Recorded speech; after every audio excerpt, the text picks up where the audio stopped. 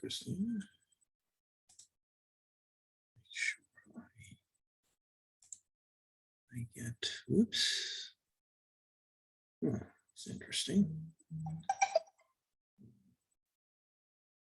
Hmm.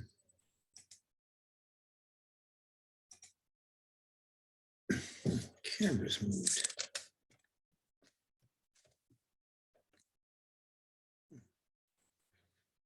Hey, Bill. Yeah,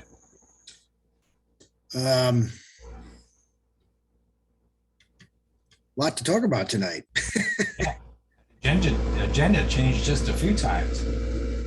Yeah, the attachments came in a little bit late, and I think Christina was on vacation, so that kind of complicated things. A lot of pages. Yeah. I don't know what's wrong with my camera. Why is it? Right? That's weird. Huh. Well, you don't need to see me anyway. What the heck's going on? I'm sorry, what? The camera is acting kind of funny today. Oh, I don't know why. Hey, I meant to ask you, do you need any help with the trees in your yard? no, I'm actually, I started cutting them up. I'm walking now, so I'm in pretty good Oh, shape. I yeah, limp, but I'm good. Thank you. I meant to offer to bring my saw over, but Thank you. you're all right. Okay. All right.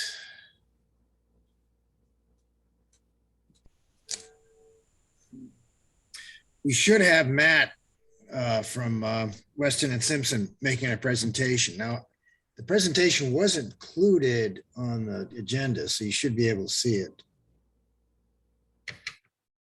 I think it was in 3 phases.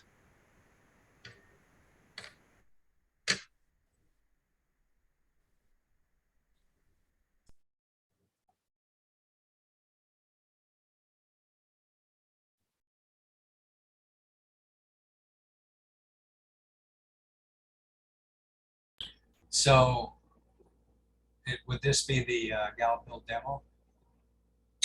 Well, one of them's a Gallup Hill demo. So we got a low bid. The lowest bid was, let's see, they were Stanford Wrecking. Yeah, Stanford Wrecking Company. They were 122,765. And actually, we've gotten some good reports of them. Steve Banks has talked to people who've had experience with them in the past, and they apparently do a good job. So. Yeah, I'm sorry. You were talking about the Weston and Sampson. So I'm sorry. Yeah, I was talking about the West Hampton, now I was just talking about the Gallup Hill tank. Yeah, the Weston and Sampson had 3 phases. The initial phase, then there was a second phase, and then a final phase. What's very interesting in those is, other than the final phase, we have the capacity to do at least initial development. Looks like we can do a half the development. And then if we had to go with that full development, we might have to increase the capacity of the plant a little bit, but that's in the future. yeah, I see that. And you know, we're not pushing it right now, but I'm very encouraged by those numbers. And the other thing you should be, and he'll tell you this, we would qualify for what they call a grant if we, and I would pay for a grant writer, Bill, if we don't have a grant writer in-house, to get 50% of that cost paid for. I think we could get all of it paid for with the 4.4 million the town received for pandemic aid. Well, yeah, but if I told you I could get 50% off that, wouldn't you want to spend that money on something else? Yeah, yeah, but we're limited on what we can actually spend it on. Oh, I forgot about that. Yeah, and I think there's plenty out there, plenty of ideas on things to spend it on. But yeah, getting 50% of it paid somewhere else would be great. Yeah, I mean, these qualify. All we have to do is write the grants. Now, granted, it is a first come first, basis, but his opinion is, Matt's opinion is that, well, wait a minute, Ed, this is exactly what these grants are for. It's for the development of town centers infrastructure. And I think that fills the bill. Correct. Yeah. Say, we're probably, this would constitute an illegal meeting, so we probably ought to stop talking. All right, yeah, I was just talking about what he's going to present, but yeah, hopefully, yeah, I'll bring this back up during the meeting. I think we're being recorded anyway. Yep. But do you see anybody else trying to get in? No, well, let me see if I, where is the, oh, here we go. Yeah, I do. It finally came up. It doesn't come up all the time. So let me admit, and let me admit. So I've admitted two.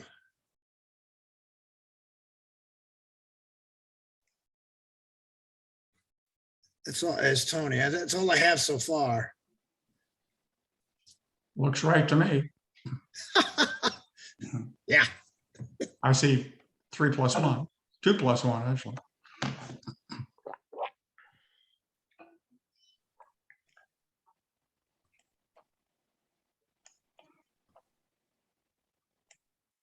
Yeah, we're a little early still. Yep. 4 minutes, that's not better. Yeah.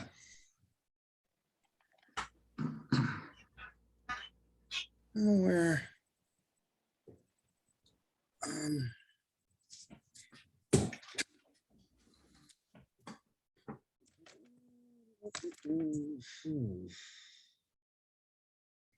Tony, how are you getting about these days? Actually, I'm doing pretty well. I'd say I'm probably 80%.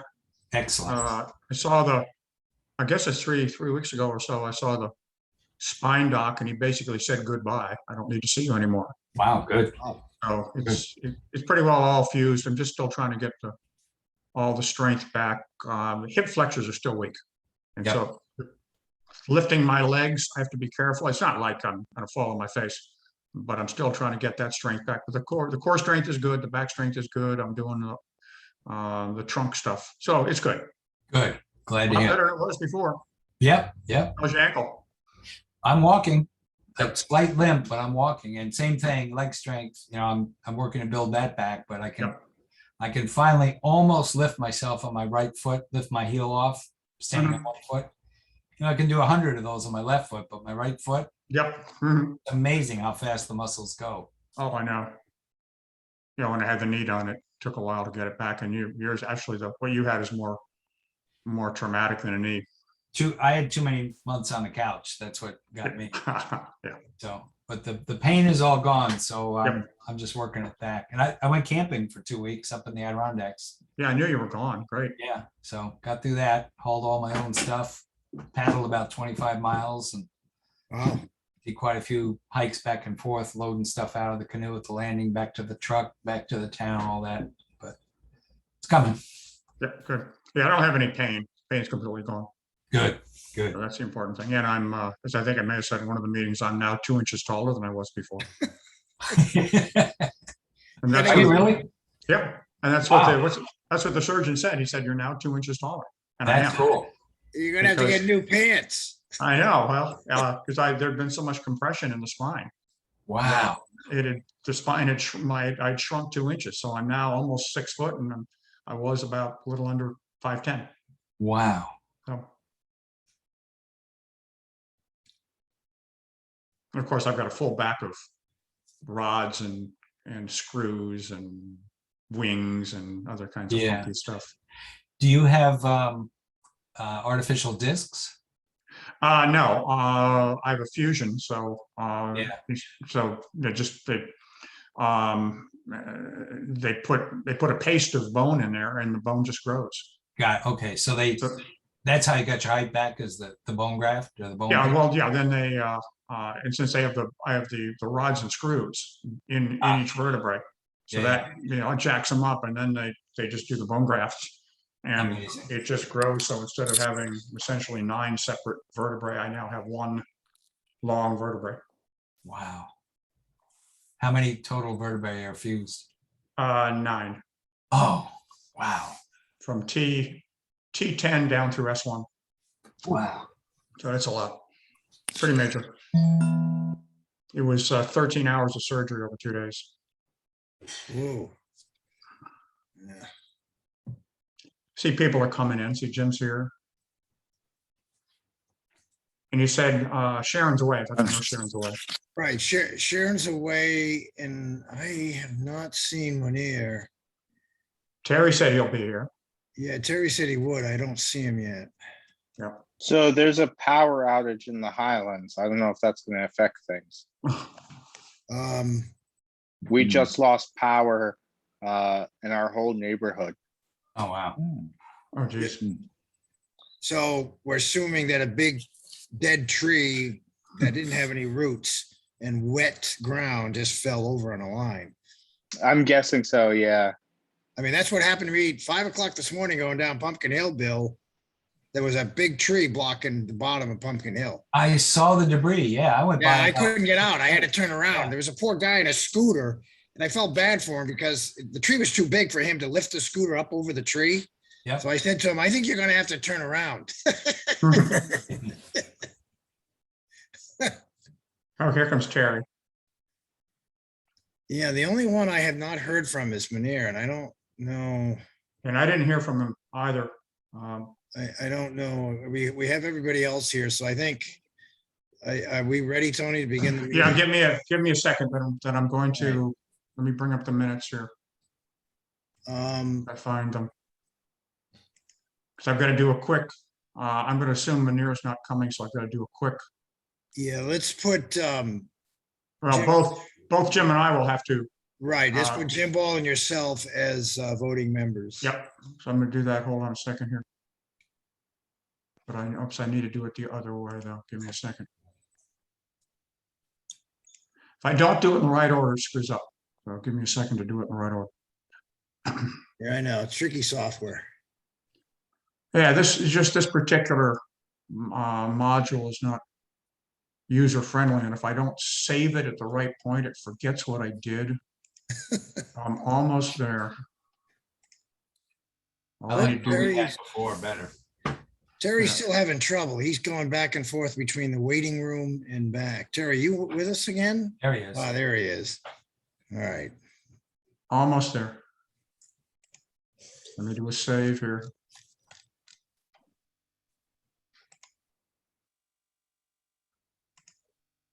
Come on. Let me just do one quick check to make sure I'm right.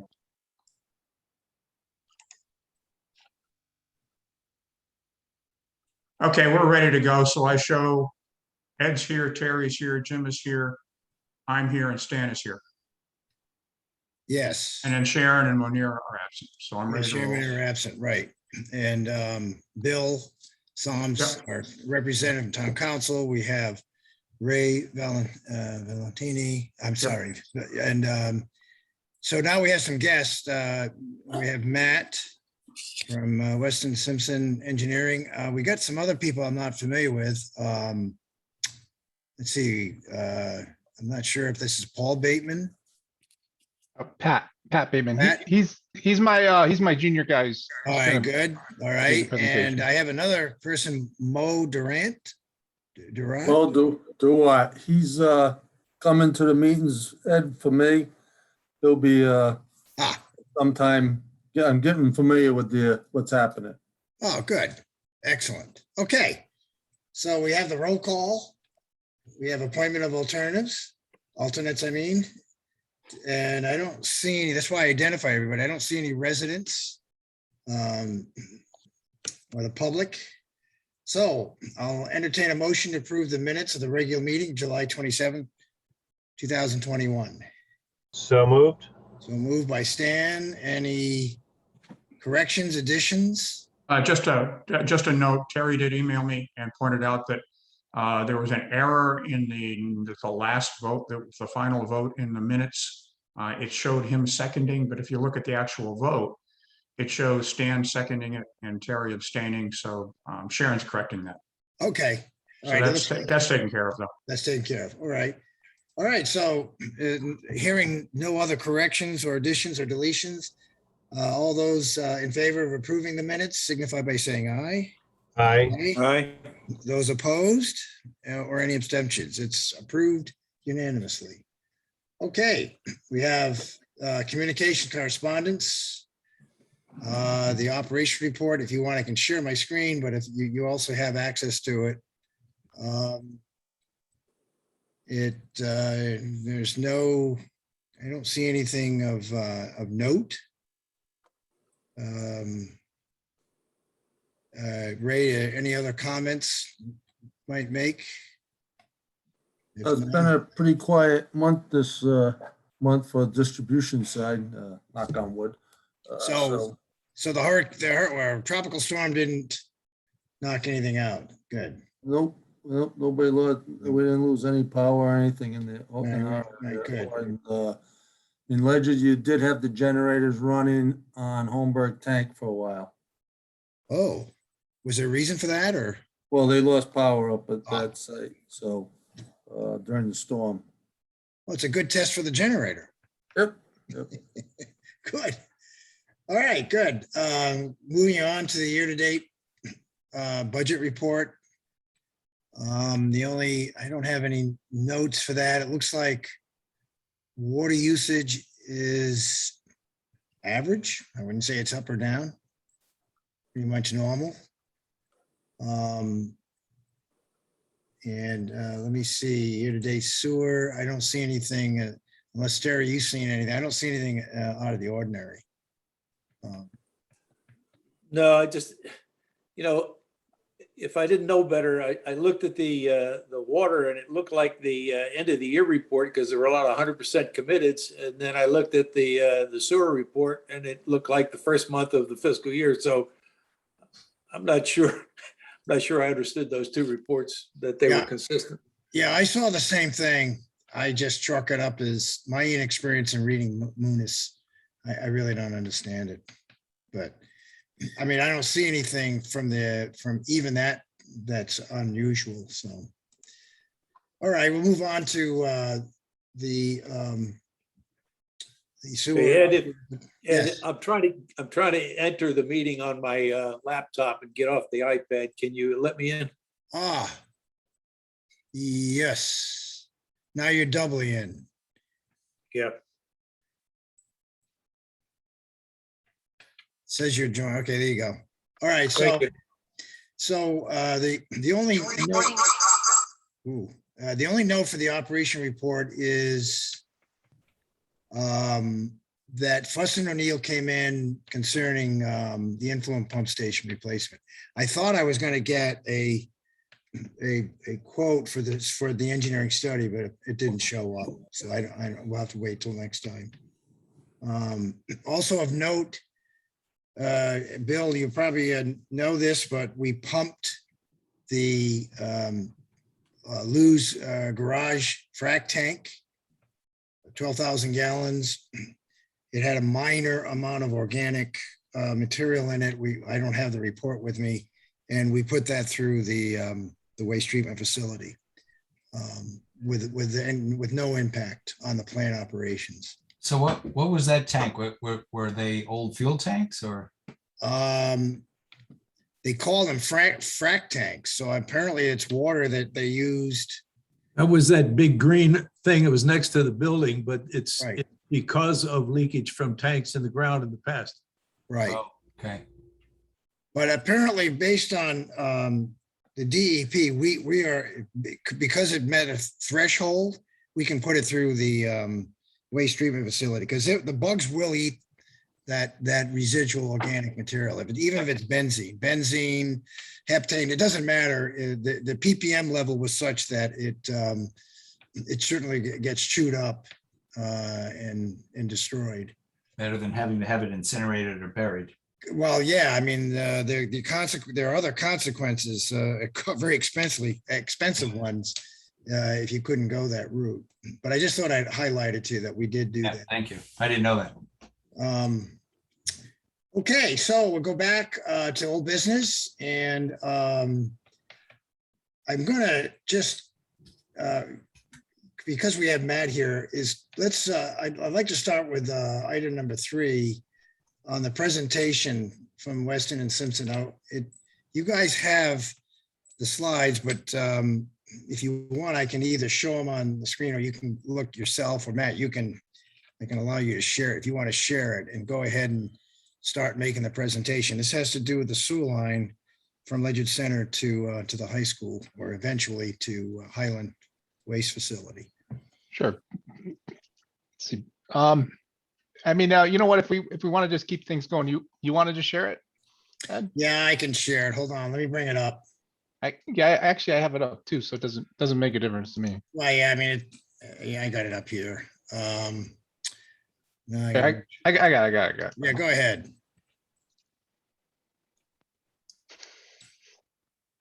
How's that show up on the screen? Good for everybody? Looking good. All right.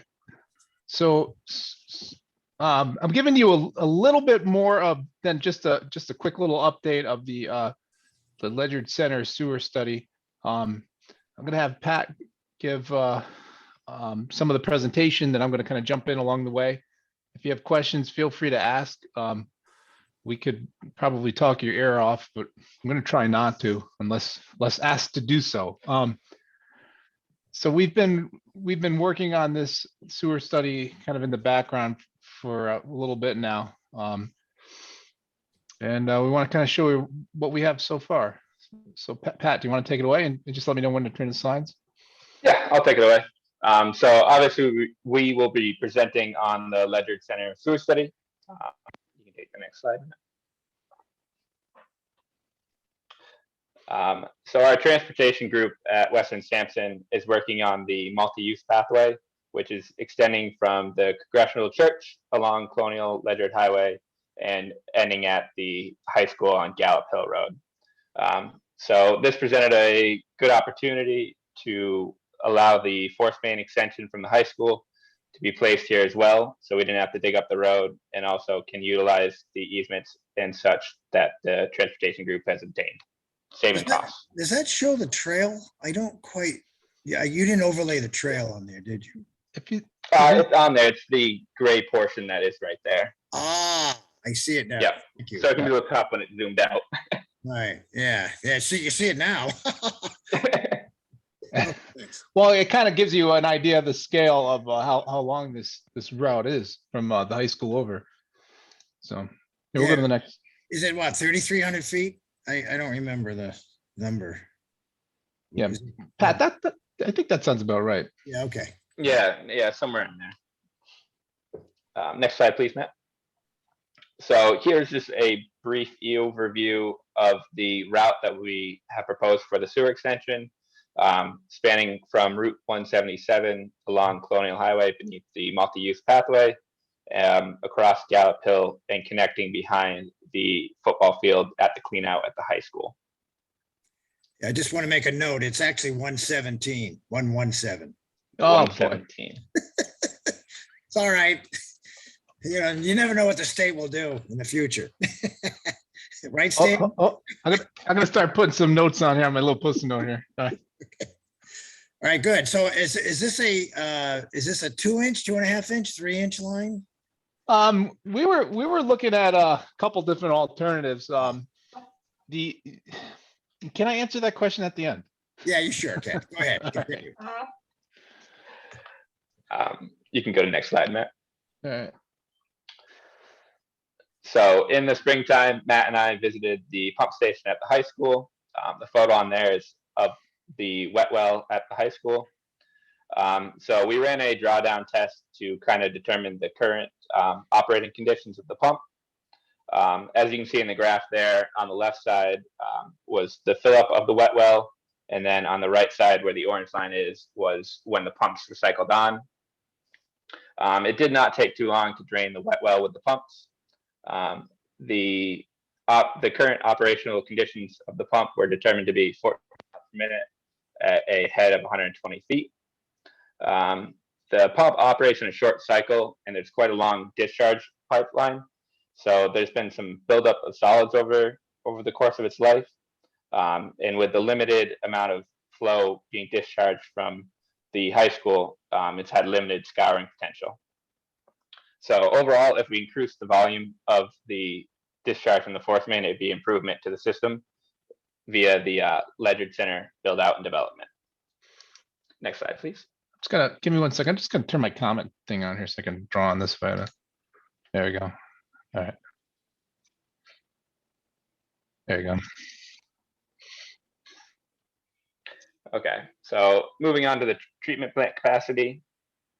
The plant has about 260 gallons per day available. As you can see from the pie chart in the graph, there's approximately 100,000 gallons that is being treated from infiltration and inflow, 20,000 being from dry weather and 80,000 being from wet weather. And there's approximately 54,000 gallons that is unused capacity that could be used for the town center development. We would like to obviously get rid of all the II in the system, all 100,000 gallons, but realistically, we can reduce it by 50,000 gallons. So on the next slide. Hold on. There you go. Here's just a quick breakdown of the treatment plant capacity. So there's approximately 54,000 of immediate treatment plant capacity available. If we are able to reduce the II at the plant by 50%, we'd be able to get 104,000 gallons of treatment plant capacity. And then being completely ultimately optimistic, reducing all the II, there'd be a potential for 154,000 gallons of treatment plant capacity. Pat, question, did you look at past efforts that have been made with the existing sewer system in the Highlands to reduce infiltration? From the 2014 report, and we have 2 years of wastewater treatment plant flows. There's been approximately about a 40,000 gallon reduction that we've noticed from the average daily flow data. Yeah, good. So how does that affect your optimistic view? How much more infiltration could you reduce, do you think? It's kind of one of those questions where you don't know till you go out there and search. Yeah. So basically, I would say it seems like you've made some great progress reducing 40,000 gallons per day, and that time period when that happened was before the record on the screen right now. But because we weren't going to show going all the way back, but we did notice that to make some continued improvements, it's you just have to keep pecking away at it. II reduction is usually not just a one-time thing, and it sounds like maybe there's a way to focus on other parts of the system. Yeah, just want to make sure that there was some effort in the past. And actually that's a pretty big deal because that blue sliver of the pie that wouldn't be there if you didn't do your reduction. Because right. We saw 40,000 gallon per day reduction in flow, and then that coincidentally is just about what you had left in capacity. So. Okay, thank you. So another way to ask that, Pat, what would be what would be the theoretical amount that we would produce based on the houses we're servicing? The wastewater that your houses are putting in the system, looking at this at a very high level, the houses contribute about 80,000 gallons per day. Okay. And then the rest of it, and that should be pretty consistent day after day. Yes. The only thing that would change your monthly flow rates would be the amount of water in the ground that's going into your collection system, and that's how we kind of highlighted green, yellow, red on the graph. Okay, good. Okay. So based on that, we determined there would be about 4 phases to do the sewer project. The initial phase, which would be extending a low pressure sewer system from the high school behind the football field up to Route 117, using the multi-use pathway as a corridor. Second phase would be extending it up Fairway Drive and into those lots for service. And then the final phase would be replacing the 3-inch from the high school on Gallup Hill all the way down to Pennywise Lane, and also reducing II in the collection system treated at the plant. And then the final would be the future build out, which would be extending the low pressure sewer system across Route 117 into that parcels. Next slide, please. So here's just a overview map with color coding for those phases, with initial being in red from Gallup Hill across Colonial Ledyard Highway to Route 117. The center phase in yellow across the development parcels. Purple being from the high school down to Pennywise, and then just a call out for the future build out across 117. So initially what we're looking at is the and kind of what we've been proposing all along is put that sewer pipe in now as part under the initial phase under, you know, that red line there along the bike path. And then once you get to the high school, basically kind of continue it around the corner and then go down to where the parking is for the athletic fields down on the side there. Right. There's an existing clean out manhole there, which is a good spot to tie in. And the idea is you can extend the larger diameter pipe to that point to help cut down on your pressure losses in your pipe diameter. Then the center phase, which is in orange there, that's predominantly would be funded and constructed by developers as a, you know, because we pretty much unlocked their parcels, but we can't really go on their parcels because we don't really know what their development scenario is. I've seen so many different ideas. You know, we're not going to run the line through there for them to move or do some really kind of messy grinder pump connection. But then the intent is to run the line pretty much all the way out to Route 117. So now you have a second point for connections if you need it up further. But kind of to finalize that, the final phase would be after that starts getting built out and your capacity in the line starts building up, your bottleneck becomes a bigger issue, which is that the purple line in the kind of the bottom right corner there. That's when you would kind of go in there and replace that line. And then that kind of opens up if there seems to be some long-term interest for potentially developing the lot behind the supermarket there, which we just kind of called out as a future build-out area. And that would be, as a whole, that would be, you know, your town center area. I do have a question on that. The center section, the town's emergency services building is along Fairway Drive. Yep. What do you think the cost would be to run the main from the emergency services building and tie it in, but size it for future expansion? So we actually did come up with that cost, and I guess I don't have it broken out separately to just talk off the top of my head, but yeah, we did measure that out separately and broke it out, and then one of the thoughts we had, which we can come to later, is like is actually install that now as part of the initial phase. Right. So the issue is we have the survey and we have a lot of base mapping and detailed design plans for that bike path, which goes along the red route, the alignment, but we don't really have much going down that side street. So we can certainly do that either as part of that initial phase with some additional survey, or we can throw it in as part of the, you know, the final phase. But we actually will address that a little more in a little bit. But that's a possibility. My question, Stan, for you is this: what do we serve water to the fire station, or is that Squaw? no, I believe Squaw serves the emergency services building.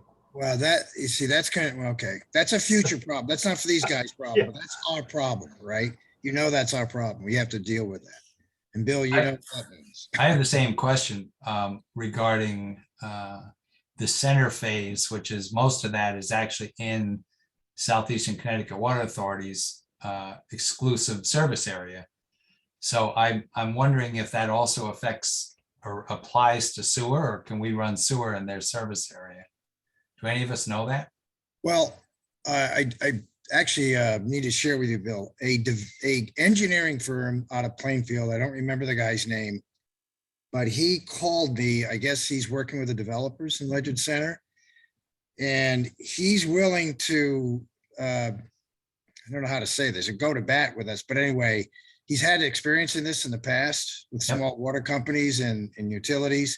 He's willing to go to the walk and change that. Good. So I think that's gonna be a moot point in the future. The developers are going to go walk and say, this is what needs to be done, because they can't supply hydrant Right. or sprinkler systems. So Right. it's a done deal as far as this guy was concerned. Yeah. So, So In terms of That- sewer though, well, they might have an exclusive water service area territory with the Department of Public Health, but that doesn't really translate into a sanitary sewer. No, I don't think so. no, No. I think not, but I think it would be good to know, because I'd hate to have that rear its ugly head halfway through the project. well, it's the way we bill too. It gets complicated. Yeah. How do you bill on rate? Right, right. You don't know how much water they're using. Yeah. So Okay. that's my other hint to you, Matt, is that we know how much water is going to all the Highland houses. So that should translate to gallons per day for our waste treatment facility. And we have that data. So that's another thing. Oh, absolutely. Do you have a pretty good accountability of your like system losses? Is it pretty low or? Yes, we are required by the state, as Ray will tell you, we're required by the state to do leak tests every, 3 to 5 years. And so we have a pretty good idea where the leaks are, we fix them. So you don't have, so actually you're, well, that's great to know, because I know some water companies don't take as good care of their water systems. We probably shouldn't look at the slide saying that, but but with that said, some people have pretty high unmetered losses that what they're billing versus what they're supplying don't really match up very well. But it sounds like you don't have that problem. But I would say we could be within 10%. I mean, that would be a Yes. good number. So we could, we could certainly do a much more in-depth evaluation of the II that the treatment plant sees, but Right. for the planning level that we're doing, I'm trying not to kind of get into decimal points for I agree. capacity. I But agree. with that said, with a water system, you also might have losses for swimming pools and irrigation. So we'd have to factor. It gets kind of complicated to do it. But I have done that before. I have done that before. Yeah. Okay. Let's This just is jump Jim back. Ball. Go ahead. Yeah, I have one more last question on this. The center phase, I mean, it not only does it go through the squad, but it also loops through the woods where there's actually nothing now. I know people are going to build there, but you don't have anything going down 117. Right. Because if you look at 117, a lot of the build that's already happened there, it's on septic and it's working. It's working. I'm Yeah, Like, it's working. Yeah, Okay. I've heard that the supermarket down there, they said, well, we would certainly like to expand our supermarket, but we're not sure, we really want to open the can of worms of going through the making our septic system larger. The where it says the Ledyard Farmers Market, that the old school that's been kind of bought out and repurposed, they should have a pretty massive septic system behind it for the school use. And they're certainly not getting hundreds of kids there anymore. But I think the town hall might have some septic problems, is what I remember. Or it's at capacity. And then again, the hardware store, I can't imagine there's a ton of wastewater flow from there. So the idea is more of a hybrid solution. Is just because we have sewers here doesn't mean you have to connect every single lot to the sewer system, because you're really trying to conserve capacity for some growth instead of what's already there. We'll get into a little bit how we come up with the flows, and you'll see we did a kind of account for some miscellaneous connections here and there. But for the most part, if you look at how this looks, if some of these sites needed to connect in, the sewers nearby. That's part of the reason why when you see the center phase, we kind of loop it all the way around back to Route 117. So again, there's a couple connection points to tie in if it's needed, but it helps you plan in the future. But for the short term, we were thinking of just opening up land with some low pressure sewer. If the Okay. town hall has issues, we should probably investigate that and look at what it would cost to run the main to the town hall. Yeah, is that true? Or maybe I'm making that up. I don't think that's true. Okay, The town hall and the new police station have a brand new septic system that's Right. under the parking lot. That's so what I maybe this, thought. They used you to know what have it was? It was the, maybe when I was talking with the previous planner, she was thinking of the days when they had the old system. Maybe that's what it Probably. was. Probably. Yeah. Yeah, they rebuilt that. I guess the only question I have is that it's probably, anything we do tie in over there is not going to be gravity fed. I guess there's some complications there too. Well, no, this whole system's with grinder pumps. If you wanted to run gravity sewer all the way back, there's kind of a high point in the middle of the Right, Colonial Ledyard Highway, so it would be very expensive to gravity all the way back. So this whole thing is grinder pump. So if you had a pump from the village market across the road and then up into the center phase, it'd be grinder pump anyway. okay, all right. I just want to clarify that. Thank you. All right. Go ahead, Pat. All right, so then going back to those 4 phases, just kind of breaking it down by estimate per phase, approximately 1.2 million for the initial phase provided by the town. As we discussed, the center phase would be done by private developers, and the cost is associated with what they do to run the low pressure sewer system through those parcels. The final phase is approximately 950,000 provided by the town to extend from Gallup Hill to Pennywise to replace that 3-inch. And then there will be a cost associated with whatever we do for II reduction of the collection system treated by the Highlands wastewater treatment plant. And then the future build out would also be provided by the private developers to extend across 117 into those parcels on the left. So for the point of simplification in the final phase for 950,000, we actually did include, give me a little pencil here. Let me change this color here to purple. We actually did include this line right here, Okay, and we ran it right to the end of the, kind of like it's a cul-de-sac right now. So we did include that as part of the final phase, just so you add the 2 numbers up, and then you get the red plus all that purple, and then that's all the town road work.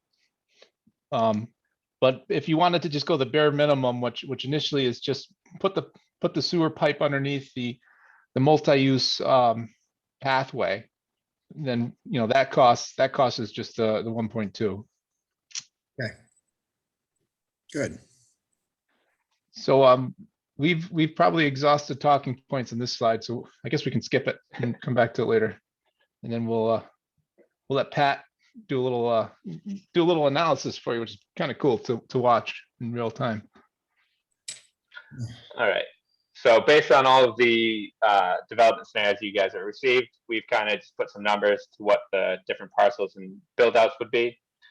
So for the center phase, we are determining approximately 500 EDUs for that area. And then for the future build out, about 1,000 EDUs for those build outs. And this picture on the kind of the right side of the screen is pretty representative of the development density that a lot of the master planning for build out shows, which is actually pretty darn dense. This is probably more dense than like downtown of Old Saybrook, or the downtown area of the center of Madison, or I'm trying to think of maybe even Mystic. I don't think it's this built out, because these are all maybe 2 and 3 story buildings with a bunch of bedrooms and commercial and restaurants. It's really packed in there pretty tightly when we went through and ran the numbers here. There, go ahead, Pat. So this is something, I'm sorry, this is something that planning and zoning has shared with you guys? Yes, they yeah, Okay. we went down and met with your new planner, Julie. Julie, right, yep. And but then I also had a chance to talk with her predecessor when we did the pump test. Steve Banks mentioned, our planner's leaving and to go to Vegas in a week, and I was like, oh, that's nice, when she's coming back, and he's like, she's not. So so I ran down there and I kind of cornered her in the office, so to speak, and sat with her for an hour, and she pulled a bunch of stuff up and did Okay. a brain dump. So I kind of have, I have the institutional knowledge, and then I've also reached out with Julie about moving forward, like, you know, where we're gonna go with this. I think we might have a little work to do, but this is kind of, there are 2 or 3 different plans, but they all kind of look, they're different versions of this, so to speak, with just, I'm talking about the density of how close they're putting all the buildings together and the sizing and things like that. Okay. All right. There you go. So then, based on that kind of scenario build out that we were talking about, the 500 for the center phase, 1,000 EDUs for the full build out, we kind of just broke it down based on residential and commercial by parcel. So for example, what you're looking in the previous one was for parcel A, coming up, extending off of Fairway Drive and up to Route 117.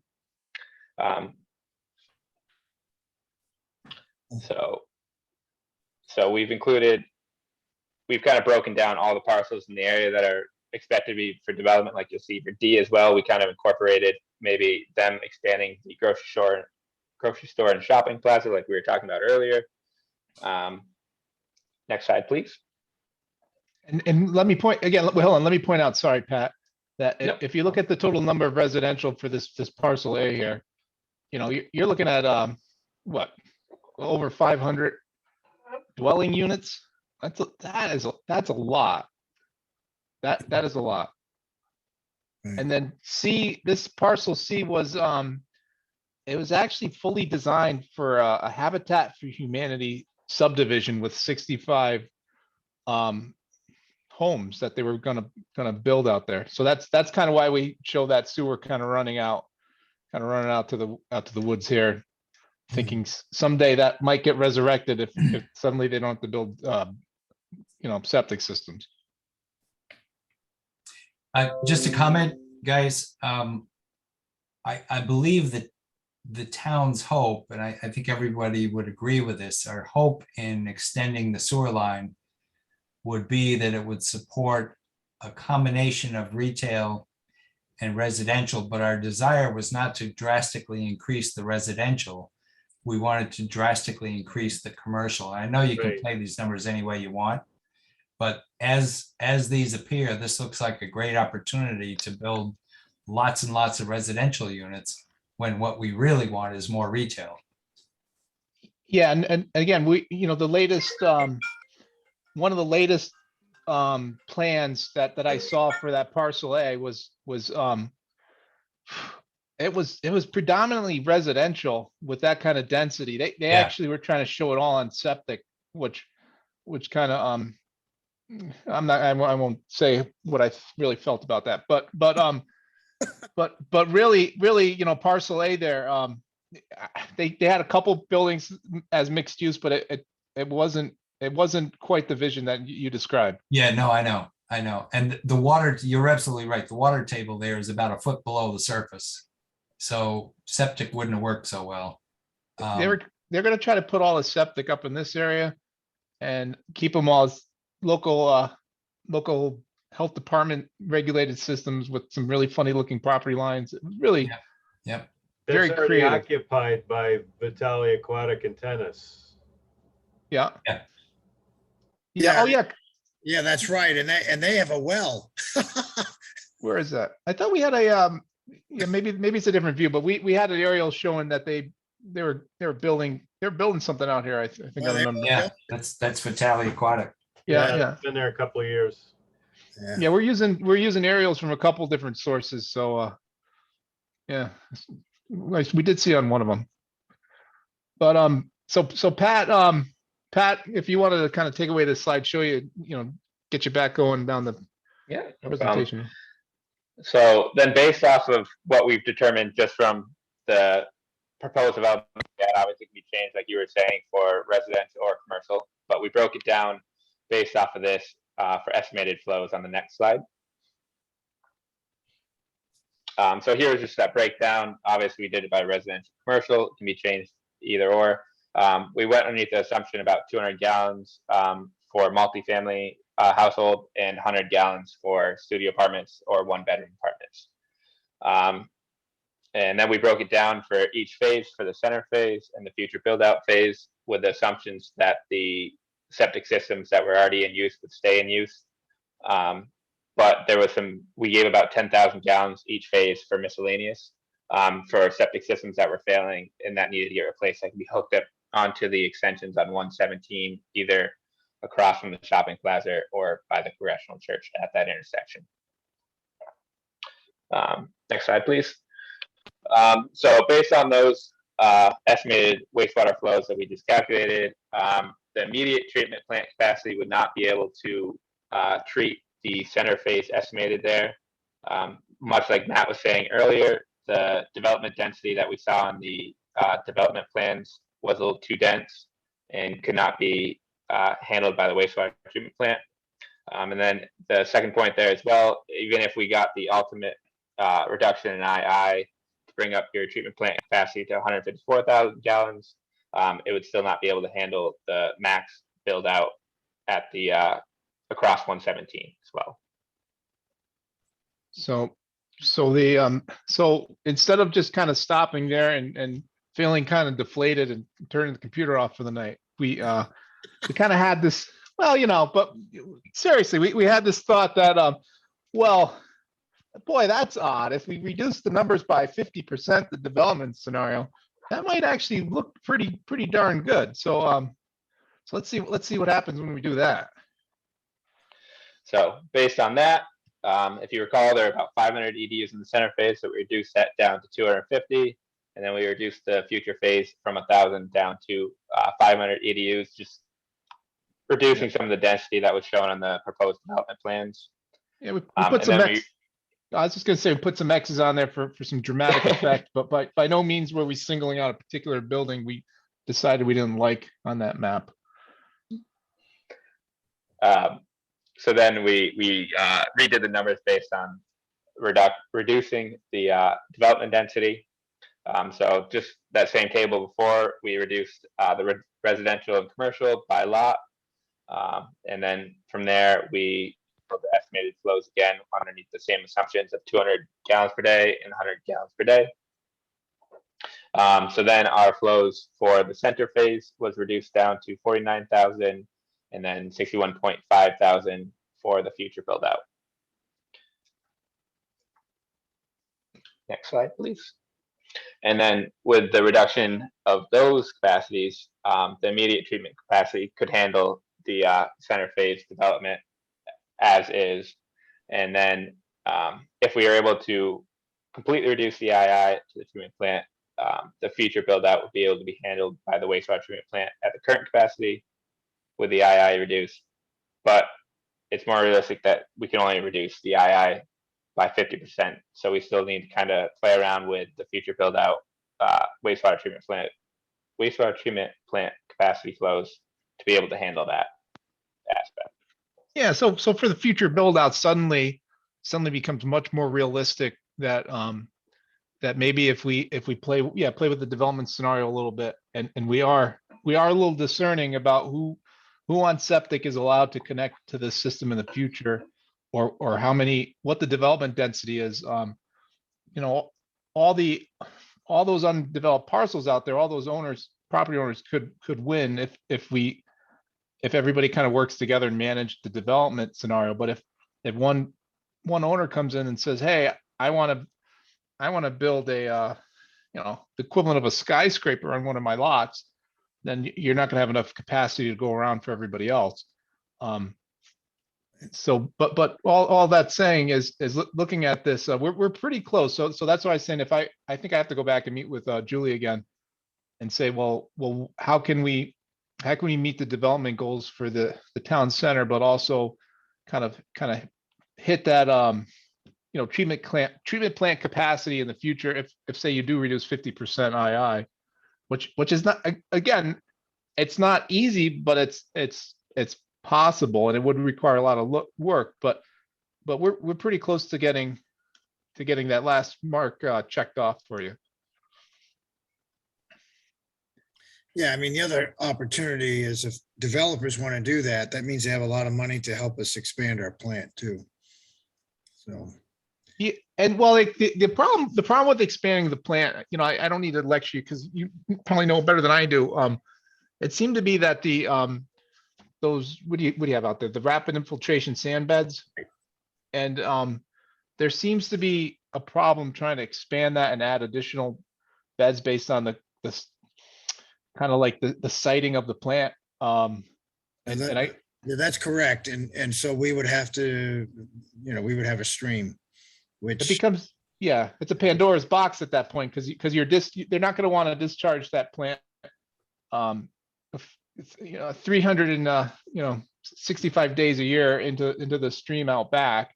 They're going to want you to go to a larger water source with more dilution. And that's you're correct. But right now during the drought, we have a farmer that's taken all that we can give him. So, there's a possibility we expand that way too. well, you might be doing that now, but to have DEP give you that to you in writing would be. Yeah, they know about it. They just, well, they turn the other eye or turn the other, they turn around and walk away. You're right. Yeah, So- but if that was part of the plant capacity plan, I think the answer would be no, you can't do that. Yeah. That's been the answer right along. So well, the answer, I looked at it like the flow's been going into the sand beds, which ends up into the stream anyway. So I kind of shrug my shoulders about it, like, practically speaking, it's the same thing, but they're kind of, they still have their rules from the 80s that they follow. Right. All the past facilities planning have identified that and looked at that and said that to get a new, DEP approval with your NIPD's permit, the plant would have to consider looking at other ways to get rid of the effluent, which are, everything I've seen have been pretty costly and lots of piping and lots of pumping. Okay. We're trying not to touch all the good work you've done at the plant. We're really just trying to work with what you have. Okay. So one of the things I'm not sure you guys do know about is there is some new grant funding that's going to be available. So what it is, there's few grant programs I actually kind of get excited about, but this one's pretty interesting. So basically it's a communities challenge where it's a 1-to-1 funding match, and they let you use your ARPA COVID money to be the matching funds. So projects are going to compete for this funding. There's going to be at least 2 rounds of this competition, and it's a variety of projects to be funded and scored according to grant application. No, I broke my rule. I read my own slide, but here's some more information on it. You pretty much meet 3 of the check boxes of what this grant funding program targets. So you want to, by far, this is essential infrastructure that's going to really help with some future development. Overall, the multimodal pathway is going to help with community connectivity. And then you're also doing a little bit with kind of like, public/open space improvement, because you're connecting your high school to your town center area. So generally, here's some information about the scheduling. This thing's going to probably hit come September for the first round of applications. So I saw this literally last week, and you guys are the first ones I thought about. Like, hey, suddenly your project, pretty squarely qualifies for this process, and then you could use this money to basically build the whole the initial phase plus fix the bottleneck at the same time, and then just do the whole thing in one project, and then just kind of clean your hands of it and you're done. Yeah, so I guess the question is, do we have a grant writer, or do we could probably pay for a grant writer? I don't know what the fastest method would be to get this through. So we still need another, I'd say, a couple of weeks for this to formally hit the streets with the the application form and the criteria more specifically. This is just what we found about it so far. but it is coming soon. And with that, when we talk about next steps, we've kind of try to hedge our bets with that.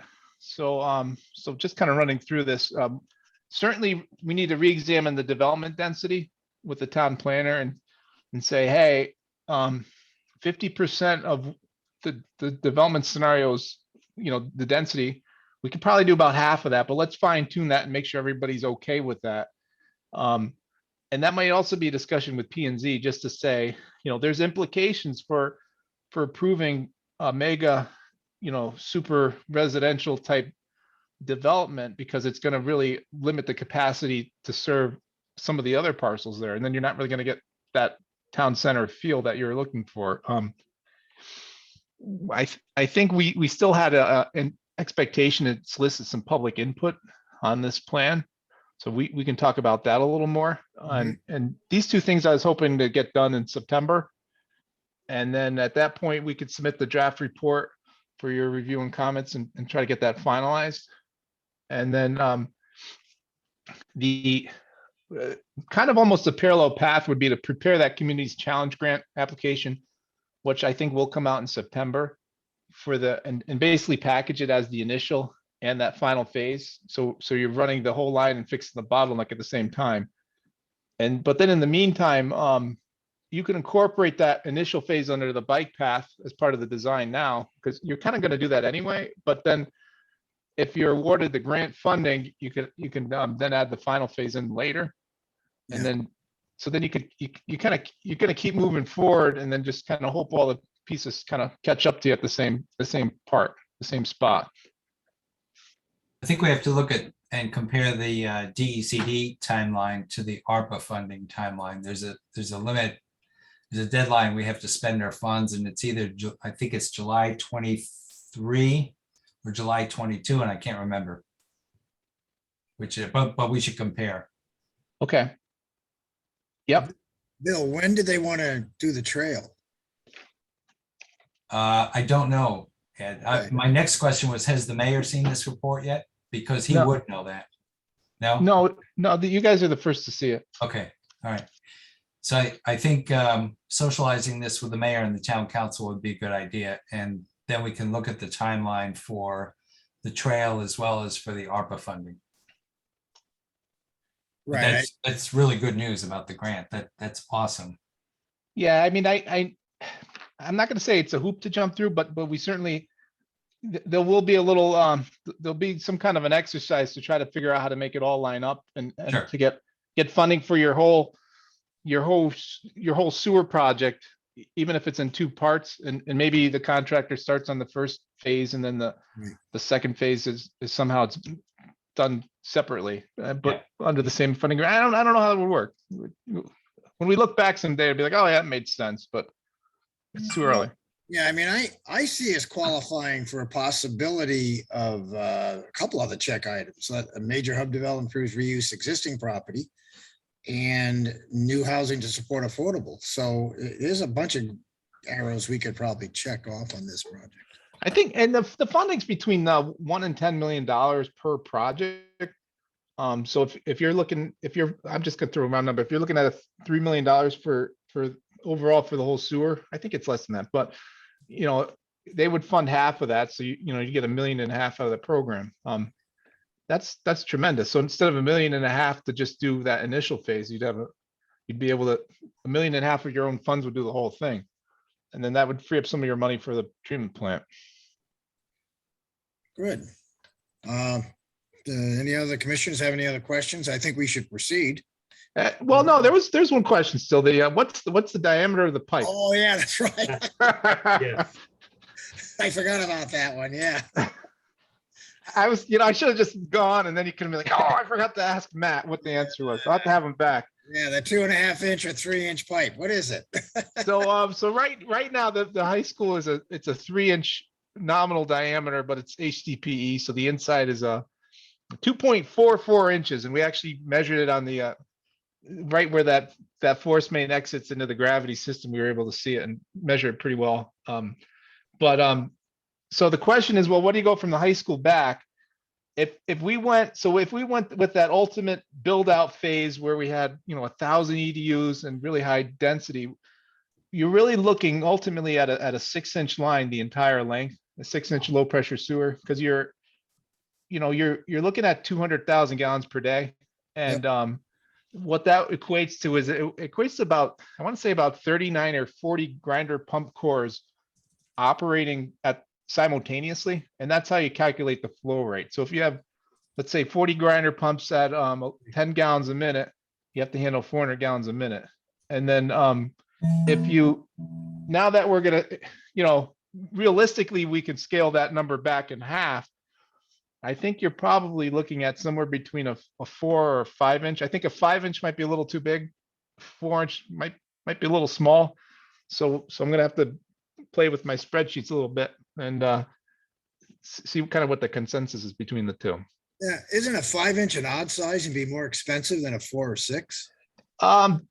If you're talking ductile iron pipe, it would be. This is HDPE. You'll have to order it all anyway. So on the smaller sizes, HDPE comes in a lot of different kind of oddball sizes. Okay. But yeah, I would tend to agree with you. But again, what we're trying to avoid.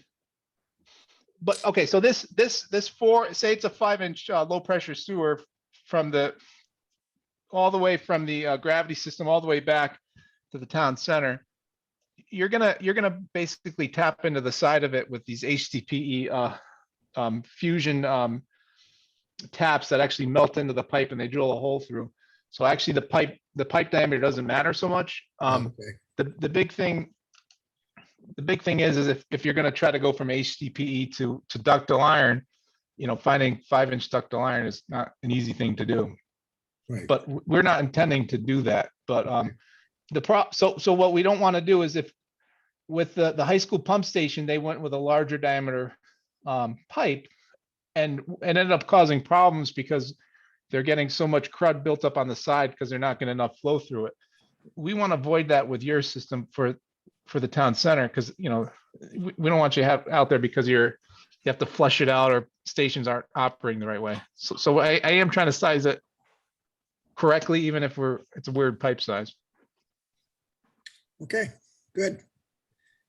So we'll, I guess you're saying that in September we get, now, Bill, I guess, do we have to get on the agenda for the town council to show? Yeah, I think the first thing is show it to the mayor because he's got the multimodal trail project Right. under his wing. I think you're going to get some feedback about not being on 117 because, and I'm just thinking as I've just seen it, but I'm really concerned about going up Fairway Drive and ending up with a lot of residential units, as I said, and not serving the existing businesses there and also putting additional retail along 117. So we've got some new retail there already. We've got a gas station that's new. Of course, they've got their own septic. But I think the real player who's most interested is the owner of the former Ledyard Center School, who also wants to build residential units Right. behind there, and he really needs sewer to do that. But the town's interest is in his additional retail as well as walkabout traffic from residential close to 117. So again, not being on 117 kind of leaves us open to a whole lot of residential development and no real relief for the existing businesses. I think that's what you'll hear from the mayor. So I'd show it to him and see what he says. Yeah, and the initial plan really for developing those two large lots, I'm going to go back to screen sharing here, was really to here we go. This is the one. Screen sharing. Where are we here? So the whole idea of this, the different development scenarios was to have the multi-use kind of through this area. And then there are other versions where I think, I want to say it was something like, I think it came through here and then they had some development here and here. There was a Yukon study that looked at that. Yep. But that's right. but the idea was infilling these vacant lots with multi-use. So that's what we're really helping with. Like the gas station's new, so I don't see I don't see them having a need to connect to sewer anytime Probably soon. not. Yeah, probably not. The supermarket, I was thinking if they were to connect, we did include about 5,000 gallons per day for them to connect.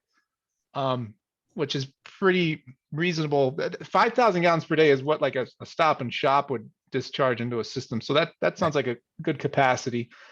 And maybe they continue to use their septic system, but their expansion would be on sewer. Like, Yeah. I'm trying to think, how do we maximize what we have? But if you really think about it, the police station and the town hall they have a they're new fine. system. They don't need Yeah. it. The Yeah. bank probably doesn't even need a septic system if you're Probably not. Yeah. So, and then, the kind of these other lots, the post office and these up here, they're all set. The new, what was it, a tennis club or something up here? Aquatic center, yeah, it's a pool. It's a pool. Yeah, so I'm sure they already have it all, they already have their Yep. septic Yep. systems figured out. So the development and the growth is really gonna happen. It's gonna happen on the school site. So let's say we have the school site, well, they can, I'm sure that, if he wants to build a bunch of residential, he's not gonna put a soccer field there. But he can kind of tie into the backside. Yeah, I agree. Yeah, I agree. Yep. Yep. And then again, if we do extend the line to here and someday this does get developed back here, then again, they could again tie into the back with some, Right. from the back. Again, because if you're starting to put sewer line down the state highway, that's when costs get really expensive again. Got it. Okay. So we're Yeah. trying to dance around that a little bit. Yep. Got it. Yeah. Right. Very good.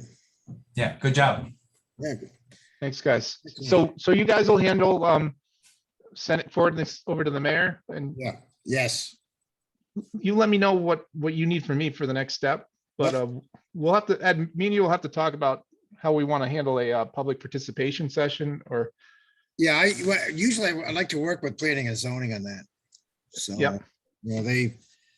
they probably want to also have the public be aware of what's going on. Because the reason for doing that obviously is the future development. So, So Ed, I'd say mayor first and then get on the town council agenda okay, second and fourth Wednesday of the month. yep. Well, it won't be this week. No, won't. That's tomorrow night.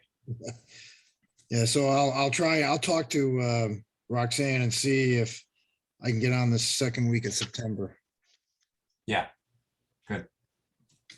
Then what I could do is I could circle back around with Julie to kind of show her how this turned out and talk to her about Yeah, some of the issues we had with the previous development scenarios. sure.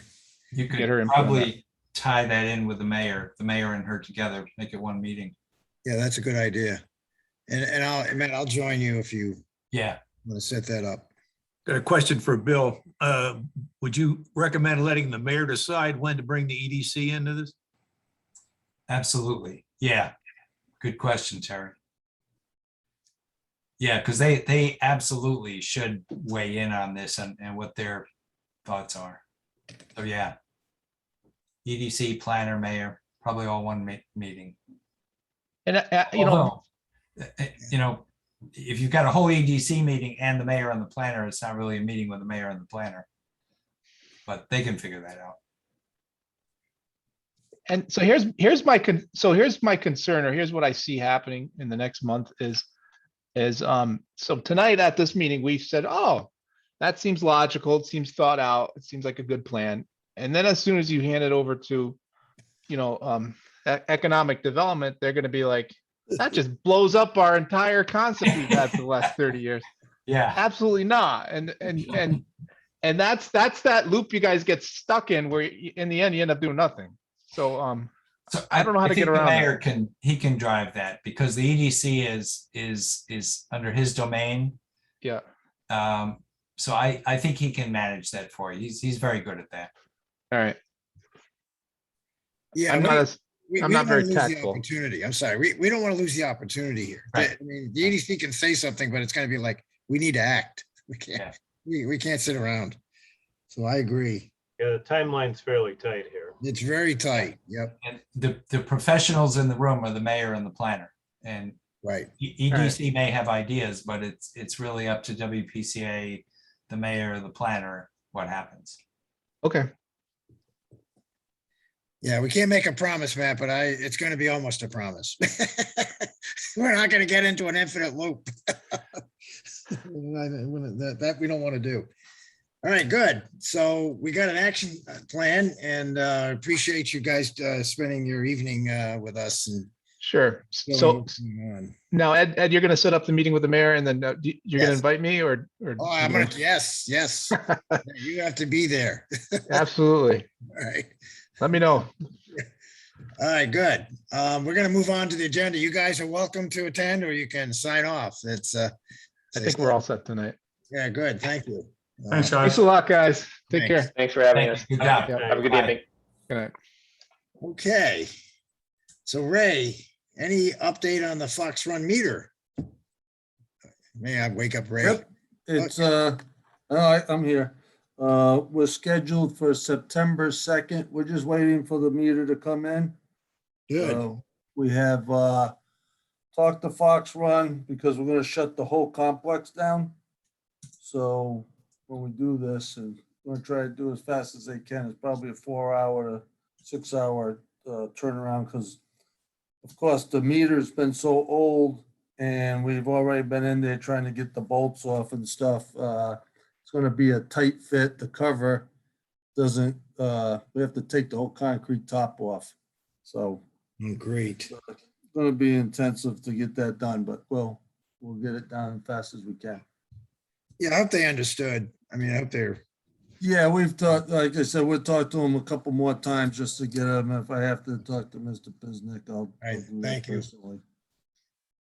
all right, we're gonna move on to the Gallup Hill tank demo. You, not all, I don't think all the bids were included, but the more realistic ones were. There was a bid for $1.6 million. I thought that was funny. The winner was Stanford for $122,000. So let me look at that. It was 122,765 on 30 Nutmeg Drive in Trumbull. It's called Stanford Wrecking Company. They have been, believe it or not, Steve Banks knows about them and got a report that they do an excellent job. Apparently they do good work. So not only the lowest bid, but they also come highly rated. Ray, I don't know if do you have any experience with them? Yeah, they knocked down a water tank for us, a concrete tank, and yes, they did a good job. They did a good job. Yep. Now, Bill, this is so odd. I'm gonna have to share with you the communication I got from Marcia. And, because we're all wondering, well, how are we gonna pay for this? Well, first of all, Marcia tells me that we have undesignated funds, water balance of $284,535. Now, you know where that money came from. It's, No. well, it's at the end of the budget year, when we don't spend the money, Oh, okay. excess Yeah, yeah. money, it goes into an undesignated. Right. fund. Remember we were asking about that? Yeah. So we got almost like $300,000 that's just sitting there, which should probably be allocated to capital, but right now it's unallocated. It's not, Yep. not anywhere. So but then she sent me another email, and Bill, I don't know whether you're aware of this, but she said, we still have other former pump stations and water tanks that need to be demolished in addition to Gallup Hill. If you can get a list together of all the decommissioned sites that are eligible for demolition, we can bundle those with other items, new roofs mostly, that we're going to see council and town meeting approval for in order to sell bonds to finance those projects next spring. We will need to have the town meeting in early January, so I appreciate you getting, so I gave her a list. She wanted a whole list. Yep. So, So, Ed, we also we have a inventory list of all your stations that were to be demolished or whatever you want to do. A long time ago, we did that. And we crossed off obviously this one and the last one we did. Yeah, so, So, well, okay, so let me give you what I know. There's the Pfizer well. Yeah. There's Loftus. There is Sablewood. mhm. And then there is the pump station on Gallup Hill. There's that small pump station with all those hydrants sitting And around. You got one down on Virginia Lane, Oh, that's right. one Virginia down Lane. there too. So I guess, Ray, And Village Drive, right? Village Drive, I'm sorry, that's what I meant, Village Yeah. Drive. Village sorry. Drive. Yeah, Ray, could you give me, if you could compile that list so I don't, yeah. Yeah, I'll send you an email. Demonstrate. So guys, I don't know how to do this, Bill. I mean, there's money's available, but I guess, is this the approach that the town wants to do? We could do it that way also. So if you got 284,000 in undesignated and you got $122,000 bid, you might get it all done with your undesignated. But I think Marcia's point is, if you can't, then this is a really good opportunity to bond the rest of it, because she has to go out for bonding anyway for the school roof projects. That's what Okay. she's saying. So I don't know how we get an estimate together in time. Or Right. know how much it's gonna cost to demolish all those stations. Yeah, that's been a struggle. I don't know. I can't tell you how long it's going to take to. I actually said to Masha that we actually passed those properties on to Steve Maslin. And she said, "Oh, I'll get a hold of him." And I said, "I don't know if he wants that stuff torn down or not. I don't know what his, I don't know what his position is on like Sablewood Loftus. I don't know if he's using the building. I thought they were using the building. I thought they were too, but is there stuff in there that he wants to take out that he hasn't? There's sand filters, there's all sorts of equipment in there. That could potentially end quickly if the residents around there, if the landowner decides to complain, because there's a very tightly written lease, or Right. not a lease, but a right of way to that pump station. It says it is specifically for municipal water provision. And if the town is storing things in it, they could complain and say, stop doing that. And that's when we'd have to tear it down. But again, you probably want to talk to Steve, see what he's doing there. Right. I mean, that's the next step. And then I'll try and, try and maybe cobble together some estimates, what it would take to do that. Remember, we did get rid of the Loftus well. It's been cemented up properly. Yep, good. So it's gone. Yep. But so I was a little bit, okay, so now I understand, Bill, what's going on. So, but I don't know what the commissioner's feeling is on this. Do we, I mean, we have a liability. One of the things is we have a liability. I mean, you got that bunker that, I don't know what goes on in there. With the possibility of asbestos and lead abatement. And then you have the tank, but I'm pretty neutral. I think your biggest liability is from what I've heard is Sablewoods, kids getting in there and getting hurt. Oh, brother. Yeah. So that's a mess. Okay, I wasn't aware of that. So I guess, Ray, maybe, geez, I guess we're gonna have to cobble together some estimates and getting rid of Sablewood.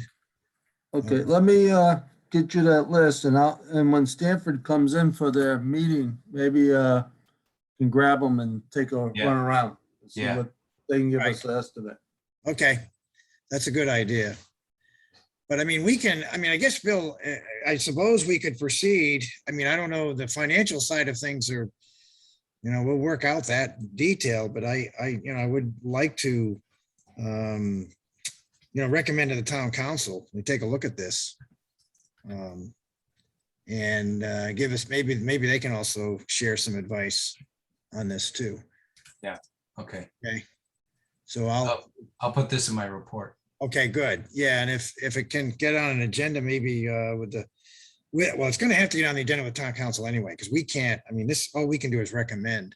Yeah. This project, so, all right, good. Excellent. Let's move on. I want to get this meeting. I know this meeting's got a little bit long. I don't have, Ray, do we have any update on the tower, the Fairway No, Tower? the guy that I had hurt his hand and he can't climb right now, so I'm looking for somebody else to go up there. I even talked to Jim Mann, said if I can borrow his fire truck, but I'll see how he's doing, and if not, I'll get somebody else to go up there. What's the tower height? Will the fire truck get up that high? I think, yeah, Jim said he thought he could. He was gonna fly his drone around, but I don't really need a drone. I'm just gonna have somebody go up there and clean it off a little to take a look at what's, if it's just, just junk from the sky on it.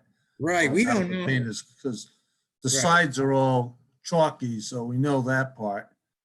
So, Okay, good, yeah, because it's hard to tell from those pictures what that is. I don't know what it is. yeah. I have no And idea. I'm doing a tank in Waterford too, where we're gonna paint one. It's much bigger than yours. It's, and that's going for about $1.2 million. We didn't go out to bid yet, but that's the engineer's estimate.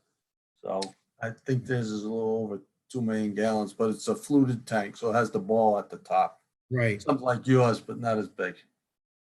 yeah, that cost doesn't surprise me. Okay, well, we'll move on. So there was a Fuss and O'Neill came and met to discuss the inlet pump and valve project. I don't have, I thought we were gonna get maybe some estimates, but I don't have that information yet.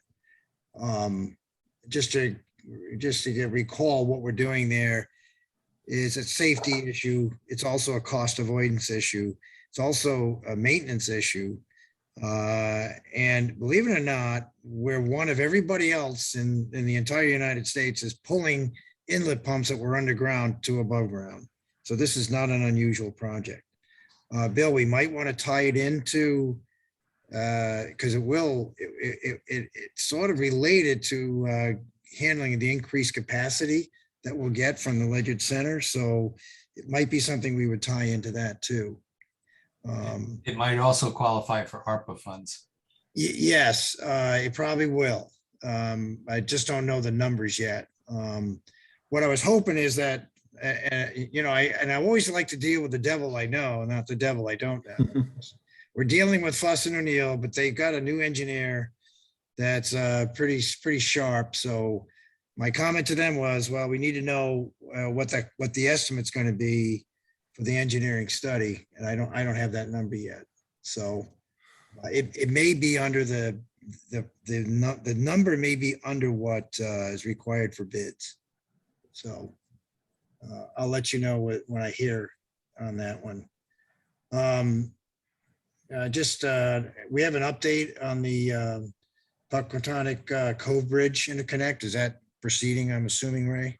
Yes, it is. We had another meeting with Norwich, and the agreement is, we all wrote one, and now it's in the attorney's hands to take a quick peek. When I say quick, I don't know how long that's gonna be.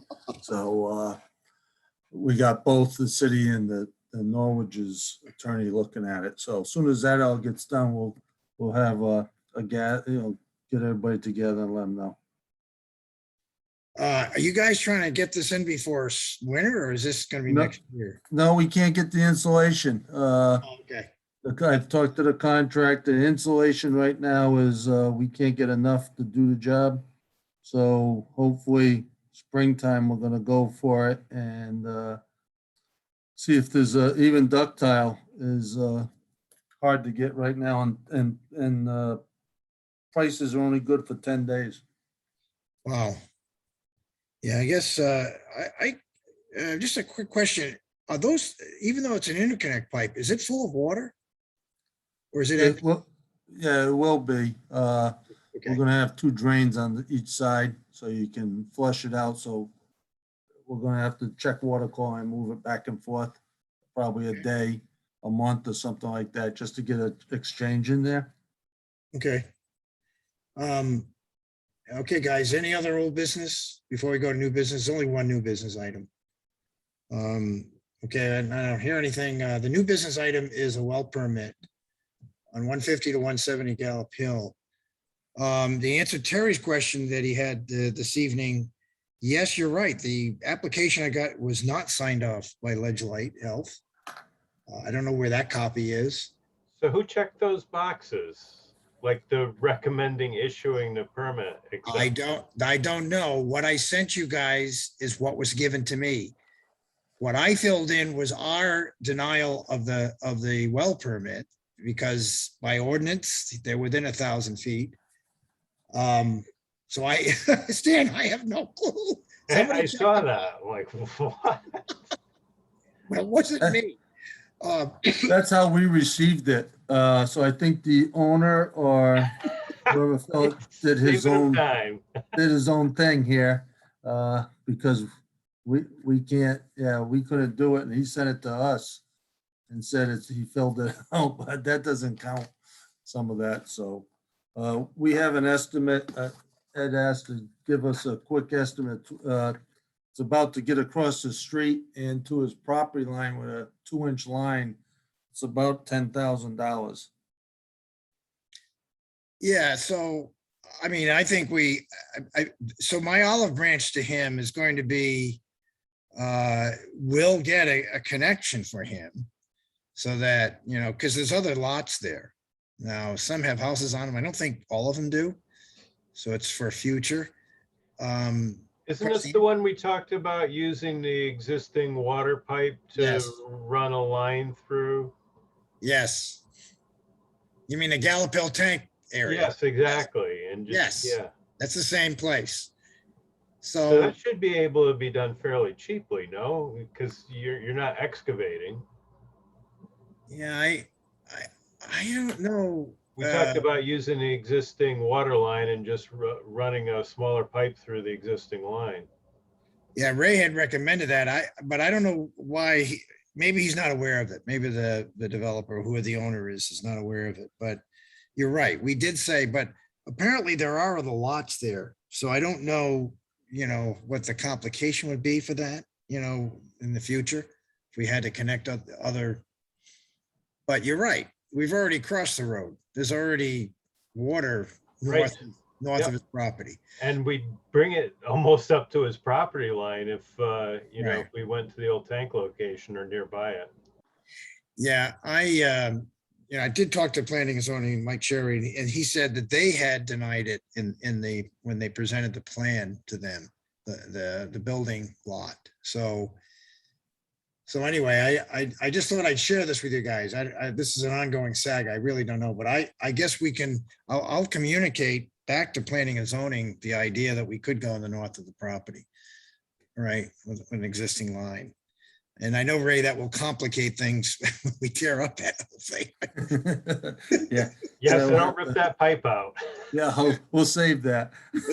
Yeah, I'm a little concerned that, anyway. All right. So, Terry, you mind, I don't know if anybody saw the chat, but Terry had shared with us, couldn't we put out a package based on a recent demo RFP and then have separate agenda for each of the sites that we want to get rid of? Yes, we could. We could allow the bidders to bid on the projects in which they're interested. The package shouldn't take that long to put together. Okay? I agree. I think, once we get the list from Ray, we could just go one at a time. We've already got one, go with the others. And I think it's a great idea, particularly if the town wants to, what started all of this is Marcia wanted these sites because the insurance company, I guess, was reassessing the liability of the town. And I guess that didn't look too good on paper when we had all these abandoned sites. So there's an incentive here. And I think there must be a priority based on our liability, like Good point. the one that Bill mentioned that, that it's being vandalized and kids are in it. Yeah, and I think that's a good point, Terry. So, I was unaware. It shouldn't surprise us. Sablewood is, that system is right there by the neighborhood. Gallup Hill, it doesn't have a lot of density, a lot of built-in density around it. So I'm not surprised. And I think that's what we'd have to do is take a look at each one of these and put a priority on it and say, this is what we need to, this is what we need to do. Bill, I agree with Loftus that, you know, by giving it to Steve, we probably violated the spirit of the lease. So, I wouldn't stir up a can of worms, you know, see what Steve's doing with it, but as long as nobody's complaining, I mean, I doubt that he's going in there a lot, so they, you know, I'm sure they're fine with it. I wouldn't bring it up, Okay. just see what he's doing there. Leave it Yeah. at that. all right, I'll find out. It's so far away. I mean, that's not subject to vandalism because there's no neighborhood there. Well, yeah, Kind I of walk think, across the field in full view of all the landowners. right. So, yeah, I can't see that being a liability. All right, And good. Village Drive that's a bunker. You can't get into that thing. As I recall, it's concrete with a steel door. Correct. So, but yeah, I think if you visit them all with a wrecking company, I think that's a good idea. Get an estimate and put it all together. Yeah, and then we can get rid of it. All right, guys, is any other new business? I have one thing to let Right. you know. So this is a new one since we started this. But 10 Arrowwood, the gentleman is going to hook up his outside faucet to Ledyard's water system, but he's gonna keep his well. What? Yep, well, that, we explained it to him. As a matter of fact, he was when they did the study for well contamination and stuff. His lot was one of them. But he said he went and got his well tested and he likes his water and it's fine. And we explained that he'll get a monthly fee even in the winter when you have the water off. But he just wants it this way. We talked to him a few times. So it's a first, so. That's the opposite of what most people do. Yeah, because then we have to inspect it every year for him. And and plus the cost is just for the outside garden, I don't know, or grass. Boy, yeah, is this a department, did DPH have a ruling on this? You know, I'm gonna have to find out from the DPH what their feeling is on this. So like I said, he went out, he didn't show me the test, but he said he got a tested it and the water's good. And he likes the way it tastes, but he just wants to have this in case of future, if he ever sells his house. Plus he's gonna dig it himself, like by shovel. So more to that tune. It's just a little different than everything else we've done. So that sounds like would- a just say no. Yeah, that water's being metered, I'm assuming, right? Yeah, he's gonna put a meter in it and whenever he water's gone, but you have a rate, you know, your rate for using water and not using it, you still get charged. You sure he's not gonna connect to that garden hose on the end of the main? No, no, he's taking a 1-inch service to his house and he has a meter pit already at the property line. He's wants to do that, just hook up his faucets for the outside. I'm sure Won't it he- freeze? Excuse me? Isn't that gonna freeze? Well, he'll turn it off in the winter. Oh, I've talked to him and Doug has talked to him and he's made up his mind. So, So he's got a plumbed, if you look inside the house, he's got a separate pipe system for his irrigation versus the water he's using in the house. he's going to have to, because that's one of the rules, he has to separate the faucet from the well. So have one spot where the water goes in the house, connects to the faucet, and he'll still have his well, and then we'll do a cross-connection inspection. Well, I think he's gonna be really disappointed when he sees the minimum cost that he has to for tie-in. We told him, we gave him a bill, he paid it. We gave him the estimate and we told him that he'll be getting a monthly fee for this and he's fine with it. So We've tried almost everything we can other than saying no, but you can't really, this is what he wants and so that's what it is. Hmm. The surface run is scary. We should write him a very specific letter that if he gets a leak and, 40,000 gallons or whatever in a month, we're not gonna cut him any slack. Yeah. Yeah, I think that's a good one, Jim. The fear of God should be put on him and saying, that could develop a leak and it most likely will, and you will be paying for that leak and you won't know it's leaking because you won't look until you get a bill. Well, matter of fact, Mo just sent me a text that said he tied in last week. So he already did it.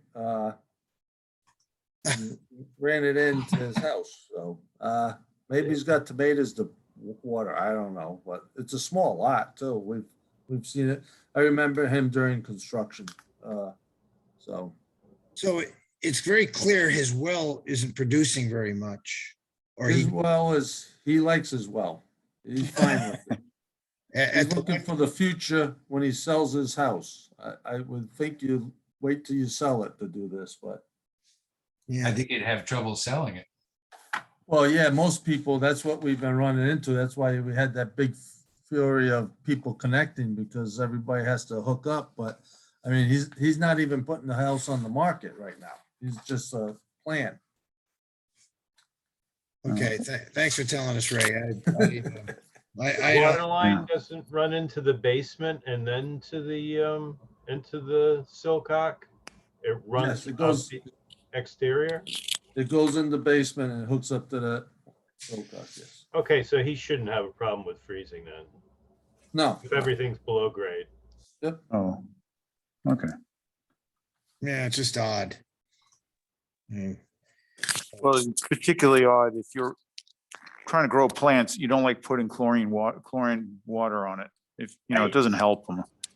No, No, usually people keep the well to water their plants and drink exactly. the good water, but this is all-time first for me. Yeah, well, yeah, I'll have to think about this one, Ray. It's this is just insane, but all right, thanks for trying to convince him to not do it. But now this guy's not on sewer. I don't think 10 Arrowhead has got sewer there. No, they're not on sewer. They all have septic systems. All right, This is Elgin Heights. that's right, Elgin Heights. Okay. All right, guys. Any other business? Okay, I entertain a motion to end our meeting. Thank you for joining today. So moved. Right, so moved. All right, Okay. have a good week. And Bill, I guess we'll be talking about getting to the mayor. Yep, sounds good. All I'll right, be around. okay. Night, everybody. Yep, good Night, night. everyone. Yep, Good okay. night, everyone. Thank you.